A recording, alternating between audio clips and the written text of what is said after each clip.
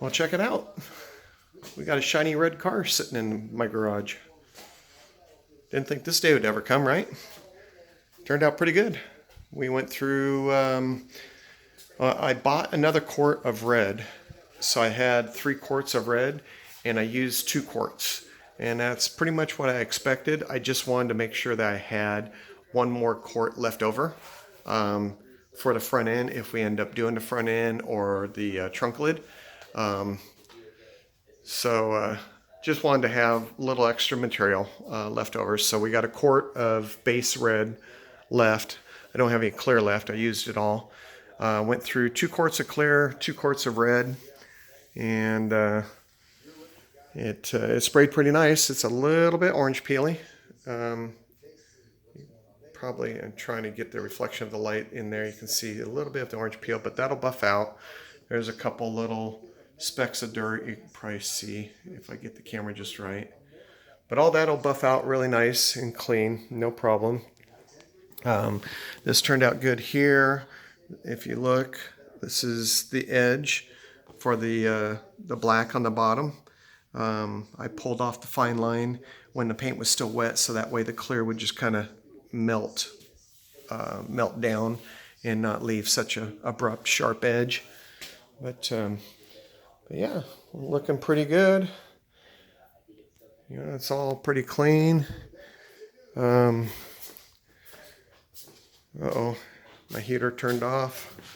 Gotta turn that back on. All right, I gotta keep it like 70 degrees in here. So, but anyway, yeah, this is pretty good. You know, there's a little bit of orange peel and a couple specks of dirt there. Like I said, that'll all buff out. This, if I get the camera just right, you can see I got that lip back in there that was missing before. And we got the body line down here again, which was missing in the past, and it was splitting in 2 right there, if you remember.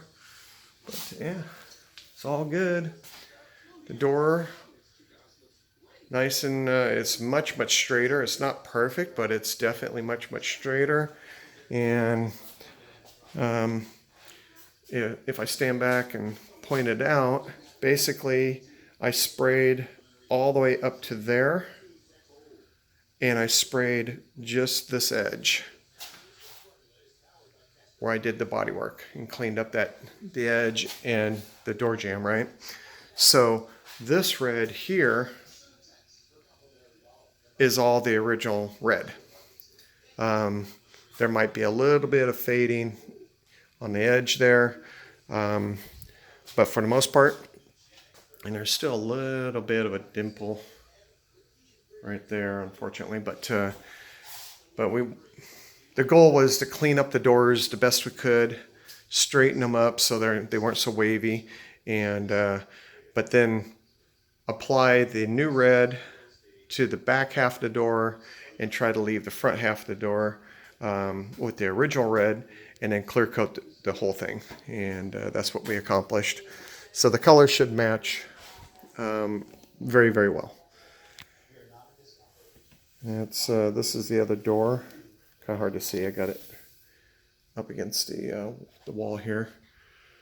But yeah, turned out good. So we'll let it sit for a couple days, and then I'll color sand it down with some 1500 and 2000 grit sandpaper and do some buffing on it. And before I do the buffing, actually, hopefully the Zolatone will show up for the trunk. I got to paint the trunk still.